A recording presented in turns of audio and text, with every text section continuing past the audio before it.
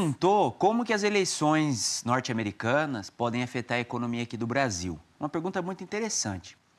Sabe, Priscila, a economia é muito complexa, muitas vezes as promessas dos candidatos não se efetivam, você tem que aprovar no Congresso.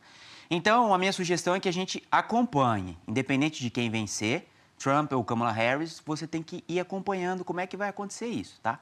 Mas a expectativa hoje, na data de hoje, se a gente analisar a economia brasileira, o Trump é uma ameaça maior. Por quê?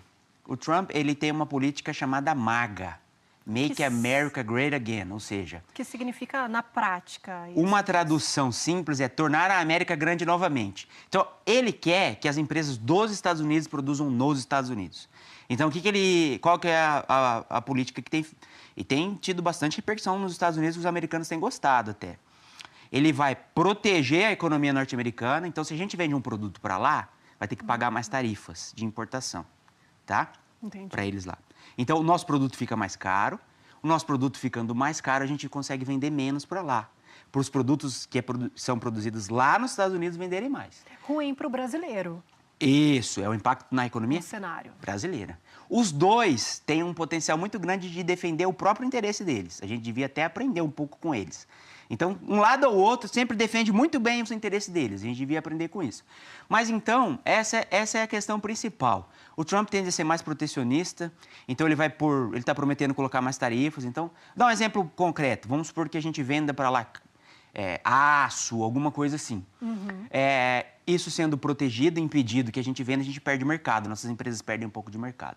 Então, o Trump é um pouco mais ameaçador para a economia brasileira, mas, como eu disse, a gente tem que ir acompanhando e ver dia a dia aí como é que vai desenrolar isso, tá? Bom, e o outro cenário, em relação à Câmara, se ela ganhar? Então, o que todo mundo diz é que a Câmara é mais multilateral, dialoga mais, né? E tem essa questão ambiental que o Brasil pode se aproveitar um pouco, ter uma janela maior para a gente fazer parcerias. Mas cá entre nós, aqui, eu acho que eles são muito bons em defender os interesses deles. Então, tem um discurso muito legal, um discurso muito bonito, mas eu não vejo eles colocando a mão no bolso para ajudar a gente nessa questão ambiental. Muito tímida essa ajuda, entendeu? Falando em bolso, a gente logo lembra aí do Paraguai, que é muito próximo. Em relação aos dólares, deve aumentar isso daí ou não? Então, essa semana a gente justamente viu isso, né? Saiu uma pesquisa nova aí em que o Trump deu uma crescida boa e também os candidatos dele deu uma crescida boa. E com isso deu uma alta nos dólares justamente por causa dessa questão.